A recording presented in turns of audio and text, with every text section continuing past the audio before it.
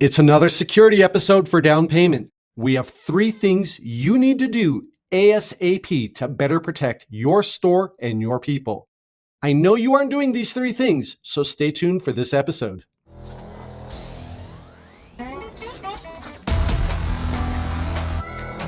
Welcome to Down Payment, the podcast for used car dealers.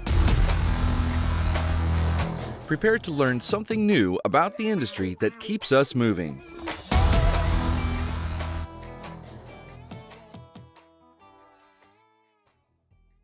Check out all our podcast content on our social media channels. We are at Down Payment Podcast on YouTube, Down Payment Podcast on Instagram, and Down Payment Pod on X. Welcome back. We're going to talk security again. Security is such a big deal in this industry, and it's one of the things when I talk to dealers that they are most likely to bring up. And so we're going to talk a little bit more about security and why security is difficult for dealerships, and 3 things that I absolutely know you aren't doing, but you need to be doing to better secure and protect your dealerships. Dealerships, they are inherently hard to protect. They are typically big. They have valuable things. They have lots of entrances and exits. They have multiple avenues of approach. They have inventory that is usually outside. There's often cash transactions that take place, often pretty big cash transactions at that. And they're often in areas with higher crime. They have potentially problematic neighbors, and they occasionally deal with disgruntled former employees and customers. There's a lot about dealerships that make them security nightmares. We can literally talk about dealership security for days.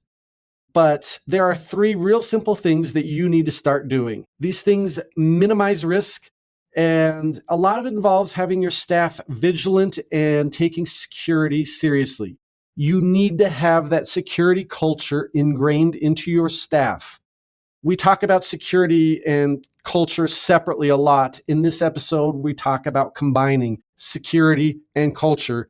You want that security culture for your dealership. So how do you do it? The first thing, you need to be doing security audits.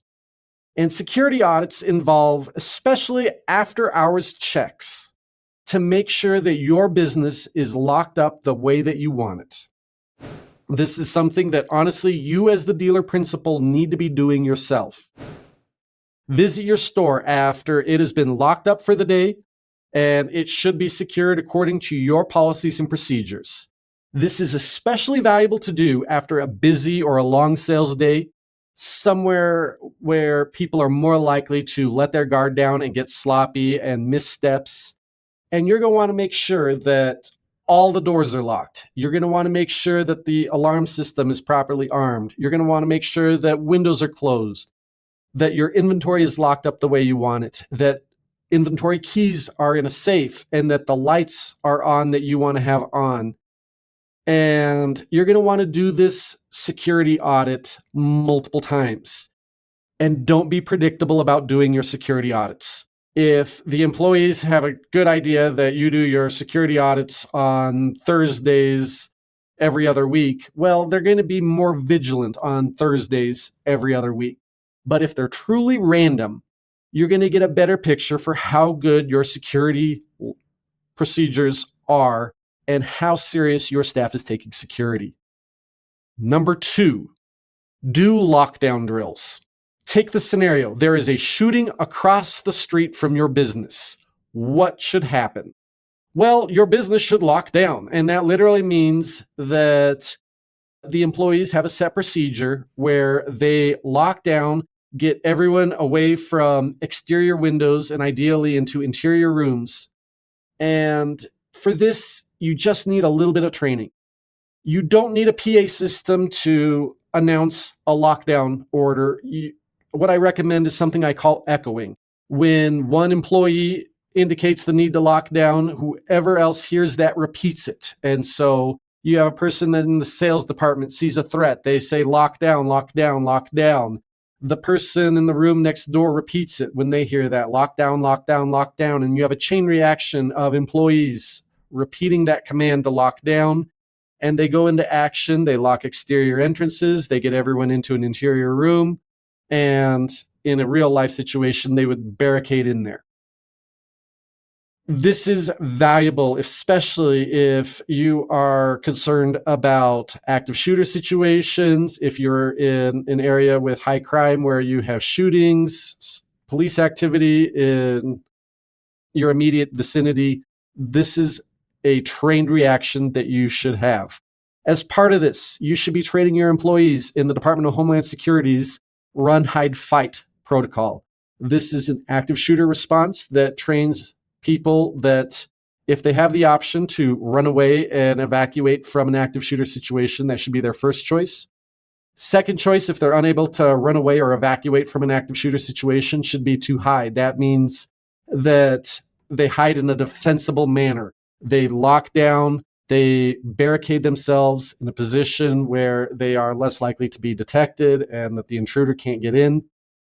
And then if either of those options are both unavailable, the last resort option, but still an important option, is to fight back. It's okay for people to fight for their lives. They should fight for their lives. Don't play dead. Don't do something stupid like that. You want to actively fight to defend yourself. That's the Run, Hide, Fight program. There's valuable information available from the Department of Homeland Security on that, and it's a good thing to train your employees on. Finally, number 3 is do anti-robbery training with your employees. It needs to be something that is customized and appropriate for your location and the risks that your dealership has. And it might involve something like triggering silent alarms when the robber is away, making an active call to 911. And you want to make sure that you communicate to your employees that the goal when you're in a robbery situation is not to actively protect the money. The lives of your employees and customers are the most important thing. Cash should be protected by drop safe where the manager doesn't have the key.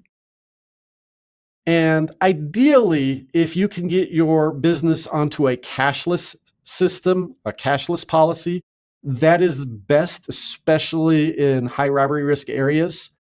But regardless, you should have some form of robbery training going on for your business with your employees.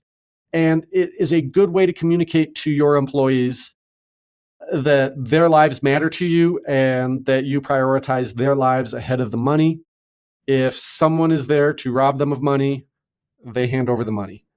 The liability and the cost, the expense of your employees getting injured trying to protect it is not worth it under any circumstances. If you really want to protect cash, the way to do that with is a drop safe where the manager or the people present don't have a key. With these 3 security practices, you're going to be better prepared to protect your business from the security threats, whatever environment that you're in faces. They are time sensitive, so get at it. And with that, let's go sell some cars. Check out our podcast on all our social media channels. We are at Down Payment Podcast on YouTube, Down Payment Podcast on Instagram, and Down Payment Pod on X.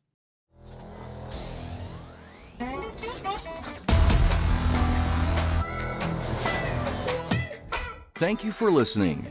Down Payment, the podcast for used car dealers, is a production of Meta Financial Services Incorporated.